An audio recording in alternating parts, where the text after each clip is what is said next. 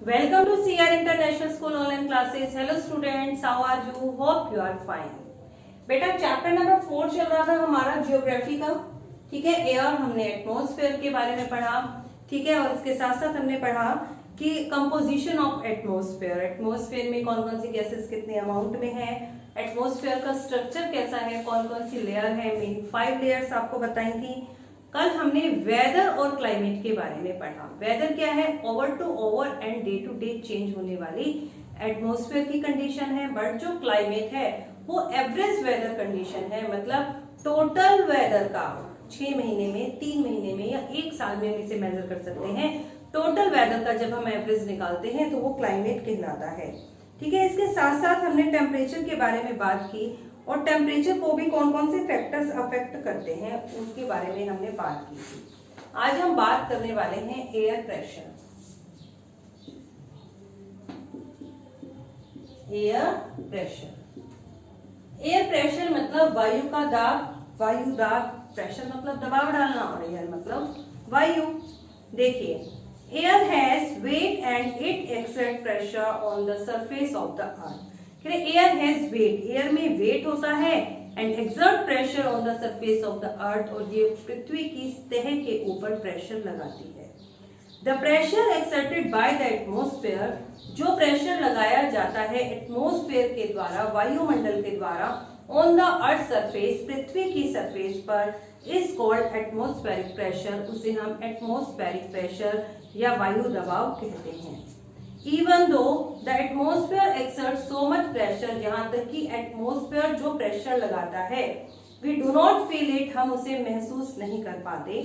This is because the pressure on our body is counterbalanced from it, क्योंकि इस कारण होता है कि जो प्रेशर हमारी बॉडी पर लगता है वो बैलेंस हो जाता है। कैसे? देखिए, जब हम अभी भी हम खड़े हैं तो हमारे चारों तरफ से एयर प्रेशर लग रहा है, लेकिन अगर हम एक खुले ग्राउंड में खड़े हो जाए तो हम कोई इधर उधर गिरते तो है नहीं, हम स्ट्रेट खड़े रहते हैं, क्योंकि एयर प्रेशर हमारे चारों ओर से लग रहा है, इसीलिए हम बैलेंस बन जाता है हमारा। लेकिन जब हवा एक ही डायरेक्शन के अंदर तेजी से चलती है तो उस ओर का एयर प्रेशर जो है वो ज्यादा हो जाता है, तो हमें महसूस होता है। जैसे देखिए, तेज हवा चल रही हो तो आप देखते हैं, खुले ग्राउंड में खड़े हैं, तेज हवा चलेगी तो आपके कपड़े उठने स्टार्ट हो जाते हैं, ठीक है। आप छाता लेकर जा रहे हैं, अम्ब्रेला लेकर जा रहे हैं, आपका अम्ब्रेला पीछे की तरफ जाने लगता है या आगे की तरफ जाने लगता है हवा के साथ साथ, ठीक है। तो वहां पर हम महसूस करते हैं। लेकिन जब मेनली क्या होता है, जब एयर मूव नहीं कर रही होती तो उस वक्त में हमें एयर प्रेशर चारों तरफ से लगता है, वो हम उसे महसूस क्यों नहीं कर पाते? क्योंकि वो बैलेंस कर देती है, क्योंकि वो चारों ओर से लग रहा है तो हम उसे महसूस नहीं कर पाते। Atmospheric pressure is measured with the help of barometer. Atmospheric pressure को हम बैरोमीटर की हेल्प से माप सकते हैं, समझ रहे हैं आप? बैरोमीटर, बैरोमीटर, बैरोमीटर की मदद से हम एटमॉस्फेरिक प्रेशर को मेजर करते हैं। It is measured in millibar. Millibar में, जैसे आप देखिए, हम हाइट सेंटीमीटर या फीट में मापते हैं, ऐसे इसको मिलीबार में मापते हैं। एंड एक्सप्रेस्ड एज एमबी, और इसकी शॉर्ट फॉर्म हो गई एमबी। जैसे सेंटीमीटर को हम सीएम लिख देते हैं, किलोमीटर को हम केएम लिख देते हैं, ऐसे ही मिलीबार को हम एमबी से इंडिकेट करते हैं। Normal pressure at the sea level is about 76 centimetre of the mercury column in the barometer. Normal pressure, जो एक नॉर्मल प्रेशर होता है सी लेवल का, वो कितना है? 76 सेंटीमीटर है of the mercury column in barometer. उस बैरोमीटर में मरकरी कहां तक जाती है? वो 76 कॉलम तक। The distribution of atmospheric pressure is shown on a map is by isobar. कह रहे हैं the distribution of atmospheric pressure, वायु दाब को जब हमने दिखाना हो मैप पर तो उसे हम आइसोबार से दिखाते हैं। आइसोबार क्या है? An isobar is an imaginary line, ये एक काल्पनिक रेखा है, ड्रॉन ऑन द मैप, जो कि मैप पर खींची जाती है, connecting places having the equal atmospheric pressure, और उनमें उन स्थानों को कनेक्ट कर दिया जाता है जिनका एटमॉस्फेरिक प्रेशर सेम होता है। मतलब एक ऐसी लाइन जिसमें मैप के अंदर सभी ऐसे प्लेसेस जिन पर एटमॉस्फेरिक प्रेशर सेम है उनको मिला दिया जाता है, उसे हम एटमॉस्फेरिक प्रेशर के सभी प्लेसेस को मिला दिया और उस लाइन को हम आइसोबार कहते हैं। अब हम बात करते हैं factor affecting the atmospheric pressure. Factors affecting the atmospheric pressure। ठीक है, वो कौन कौन से फैक्टर्स हैं, कौन कौन से कारक हैं जो कि प्रभाव डालते हैं, प्रभावित करते हैं एटमॉस्फेरिक प्रेशर को। The main two factors which influence atmospheric pressure, ऐसे दो मेन फैक्टर हैं जो एटमॉस्फेरिक प्रेशर को प्रभावित करते हैं। First is altitude and second is temperature. तो एल्टीट्यूड मैंने क्या होता है, सॉरी, एल्टीट्यूड मैंने होता है ऊंचाई। ठीक है, altitude as we go higher, जैसे जैसे हम ऊपर जाते हैं air become thinner, air thin होती चली जाती है, और लेस डेंसर और कम सघन होती चली जाती है। मतलब एयर सबसे ज्यादा डेंस जो है वो अर्थ की सरफेस के पास होती है। जैसे जैसे हम ऊपर चलते जाते हैं एयर कम होती चली जाती है, कम डेंस हो जाती है, so that the air pressure decrease. इसके कारण एयर प्रेशर भी डिक्रीज हो जाता है, क्योंकि सबसे ज्यादा एयर प्रेशर तो सी लेवल पर ही होता है, और जैसे जैसे हम ऊपर जाते हैं एयर प्रेशर डिक्रीज होता है। क्यों? क्योंकि एयर भी थिन हो जाती है और वहां पर उसकी डेंसिटी भी कम हो जाती है। At sea level air pressure is the highest, समुद्र के लेवल पर एयर प्रेशर सबसे ज्यादा होता है। The following table, the decrease in the pressure with the increase in height, ये जो एक टेबल दे रखी है ये दर्शाएगी कि किस तरीके से एयर प्रेशर कम होता है हाइट के बढ़ने के साथ साथ। देखिए सी लेवल पर आपका एयर प्रेशर दे रखा हुआ है 1013.2 MB। ठीक है, मतलब 1013.2 MB दे रखा है। और यदि हम 5 किलोमीटर की हाइट पर चले जाते हैं, अब हाइट भी बढ़ गई तो एयर प्रेशर डिक्रीज होगा, और वो डिक्रीज होकर कितना रह जाता है, ओनली 540.50 MB। और यदि हम 15 किलोमीटर की हाइट पर चले जाते हैं तो एयर प्रेशर और डिक्रीज हो जाता है, और वो 122 मिलीबार ही रह जाता है। यदि हम 25 किलोमीटर की हाइट पर जाते हैं तो एयर प्रेशर डिक्रीज होकर 25.49 ही रह जाता है। सेकेंड है आपका टेम्परेचर। टेम्परेचर मीन्स तापमान। When the air gets heated up, जब एयर गर्म होती है तो क्या होती है, इट एक्सपैंड, वो फैलती है, एंड बिकम लाइटर, हल्की हो जाती है। आपने भी देखा होगा जब कोई भी चीज गर्म होती है तो वो लाइट वेट की हो जाती है। पानी को गर्म करते हैं, लाइट होता है, वो गैस के रूप में उड़ जाता है। ऐसे ही जब एयर हीट होती है तो एक्सपैंड, वो फैलती है, and become lighter. This hot air, ये जो गर्म एयर है, rise upward resulting in the formation of low pressure area. ये जो गर्म हवा है ये ऊपर की तरफ उठती है, रिजल्टिंग, जिसके परिणाम स्वरूप क्या होता है, formation of low pressure area, low pressure area बनता है। ऑन कंट्रेरी, कंट्रेरी मतलब विपरीत, इसके विपरीत cooling of air result in contraction. इसके अलावा क्या होता है, जब एयर ठंडी होती है तो उसके कारण क्या होता है, कॉन्ट्रैक्शन, दबाव बढ़ता है, मतलब हाई प्रेशर एरिया बनता है। This increase the density of air, इससे एयर की डेंसिटी बढ़ती है, thus create a high pressure area, और हाई प्रेशर एरिया बन जाता है। नेक्स्ट इज आपका है pressure belt. Pressure belt, pressure belt के बारे में हम बात करने वाले हैं।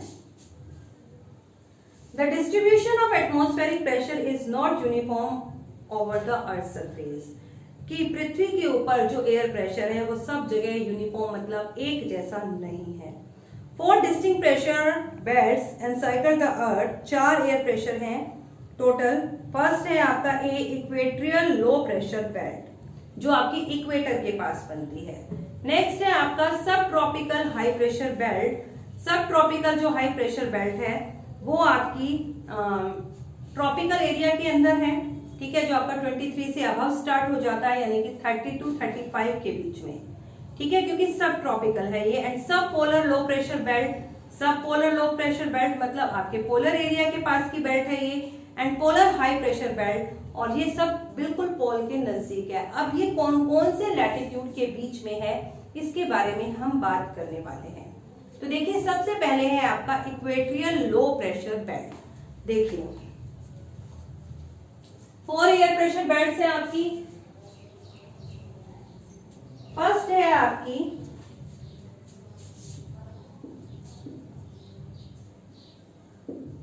Equatorial low pressure belt. ठीक है, मतलब इक्वेटरियल है, मीन्स ये भूमध्य रेखा के पास होगी। This belt extends from the equator to about 5 degree N to 5 degree S, मतलब इक्वेटर से 5 डिग्री N से 5 डिग्री S के बीच में रहती है ये, ठीक है। The temperature is high throughout the year, इस जगह पर टेम्परेचर पूरा वर्ष हाई रहता है। So the air pressure is always low, इस कारण यहाँ पर क्या है, एयर प्रेशर लो होता है। लो क्यों होता है, क्योंकि यहाँ पर एयर जो है गर्म होकर ऊपर उठती है, कूल एयर ऊपर उठ रही है, तो क्या होगा, वहां पर लो प्रेशर एरिया बनता है। That is why this belt is called doldrum, इसी कारण इस बेल्ट को हम डोल्ड्रम के नाम से भी जानते हैं। क्या नाम है हो गया बेल्ट का, डोल्ड्रम, ठीक है। नेक्स्ट है आपका सब ट्रॉपिकल हाई प्रेशर बेल्ट। सब ट्रॉपिकल हाई प्रेशर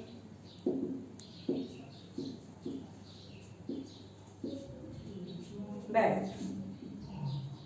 अब ये जो बेल्ट है आपकी, this belt extend between 30 to 35 degree latitude, यानी कि 30 to 35 डिग्री लैटिट्यूड के बीच में ये बेल्ट बनती है, लैटिट्यूड्स, ठीक है। आगे देखिए, इन बोथ द हेमिस्फीयर, दोनों हेमिस्फीयर में, नॉर्थ हेमिस्फीयर में भी, इक्वेटर के ऊपर, नॉर्थर्न हेमिस्फीयर में भी और साउदर्न हेमिस्फीयर में भी। Here the wind is dry and calm, यहाँ पर जो विंड है, जो हवा है, वो शुष्क एंड काम मतलब शांत रहती है। This high pressure area belt is called horse latitude, और इस प्रकार के हाई प्रेशर बेल्ट को हम हॉर्स लैटिट्यूड के नाम से जानते हैं।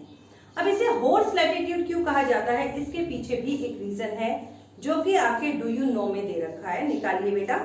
देखिए, it is said that the sailor found it very difficult to vessel with a cargo of horse sail under the calm condition। it is said, कहा जाता है, the sailor जो नाविक है, found it very difficult, उन्हें बहुत मुश्किल होती है, to vessels, vessels मतलब जो उनके जहाज हैं, जो उनके जलयान है, with the cargo of horse मतलब cargo of horse मतलब जहाज में लदा हुआ जो माल है, सेल उसे अपने साथ लेकर जाने में, अंडर द काम कंडीशन, ऐसी शांत स्थिति में, समुद्र में बिल्कुल शांत है, कोई हवा नहीं चल रही, ऐसी स्थिति के अंदर जब उस जहाज के अंदर बहुत सारा सामान लदा हुआ है, जैसे कि हम एक हॉर्स पर सामान को लाद देते हैं, तो हमें बहुत डिफिकल्टी होती है। So they threw horse in the sea to make their vessel light, और इस कारण वो अपने हॉर्सेस को, अपने सामान को समुद्र में फेंक देते हैं, ताकि उनका वेसल, जो उनका जलयान है, वो थोड़ा लाइट हो सके।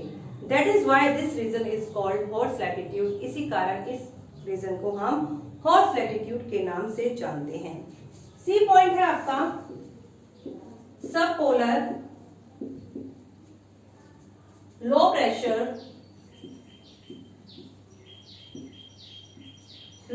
बेल्ट। अब ये होती है आपकी 60 to 65 डिग्री लैटिट्यूड के बीच में। This belt is located between 60 to 65 degree latitude in both hemisphere, दोनों हेमिस्फीयर में। This wind coming from the subtropic, ये जो विंड है सब ट्रॉपिक एरिया से आती है, and polar area converge in this region, जिस कारण पोलर एरिया में जो डेंस एयर है वो नीचे की, क्योंकि वहां पर आपका प्रेशर जो है वहां नीचे की तरफ पोलर एरिया में एयर आनी स्टार्ट हो जाती है, ड्यू टू ग्रेट कंट्रास्ट, और यहाँ पर बहुत ज्यादा विपरीत स्थिति होने के कारण, एक गर्म हवा है और एक बहुत ज्यादा ठंडी हवा है, between the temperature of wind, क्योंकि हवाओं के तापमान में बहुत ज्यादा डिफरेंस है। साइक्लोनिक स्टॉर्म्स आर प्रोड्यूस, तो यहाँ पर क्या होता है, चक्रवात आने स्टार्ट हो जाते हैं इन दिस रीजन, इस क्षेत्र में। नेक्स्ट है आपका D part, polar high pressure belt. Polar high pressure belt. अब इस बेल्ट में क्या है, at pole the temperature is the lowest, ध्रुवों पर तापमान बहुत कम होता है, thus the air pressure is highest, इसलिए वहां पर एयर का प्रेशर भी बहुत ज्यादा होता है एट द पोल पर। All these pressure belts are not permanent in nature, ये सभी बेल्ट परमानेंट नहीं होती। When the sun appears move toward the tropic of Cancer, जब सूर्य ट्रॉपिक ऑफ कैंसर पर होता है, मीन्स गर्मियों के सीजन में, जब जून का मंथ होता है हमारे यहाँ पर, the pressure belt move toward the north, तो प्रेशर बेल्ट कहाँ किसकी तरफ जाती है, नॉर्थ की तरफ, मूव कर जाती है। And when the sun appear to move toward the Tropic of Cancer, और जब सूर्य ट्रॉपिक ऑफ कैंसर की तरफ मूव करता है, the pressure belt move southward, तो प्रेशर बेल्ट साउथवर्ड की तरफ जाती है। देखना बेटा, ये एक पिक्चर को देखिए आप, ये एक पिक्चर है, देखो ये आपकी एयर प्रेशर बेल्ट दिखा रखी है। देखिए ये है आपका इक्वेटोरियल लो प्रेशर बेल्ट। ये ब्लू पार्ट देख रहे हैं, ये 5 डिग्री से 5 डिग्री एन के बीच का एरिया है, ठीक है। ये ऊपर देखिए आपका सब ट्रॉपिकल हाई प्रेशर बेल्ट है, जो आपकी 30 टू 35 डिग्री लैटिट्यूड के बीच में है। ये सब पोलर एरिया प्रेशर बेल्ट है, जो कि आपकी 60 टू 65 के बीच में है। और ये high polar high pressure belt है, यानी कि पोल के पास का एरिया है। अब देखिए इक्वेटर के पास एरिया गर्म होता है, इस कारण क्या होता है, गर्म हवा तो ऊपर चली जाती है, लेकिन सब ट्रॉपिकल एरिया से थोड़ी ठंडी हवा उसकी जगह लेने के लिए आ जाती है। इस टाइप से एरोज बने हैं यहाँ पर, और यहाँ पर भी एयर ऊपर की तरफ उठ रही है और पोलर एयर से ठंडी एयर नीचे की तरफ आ रही है।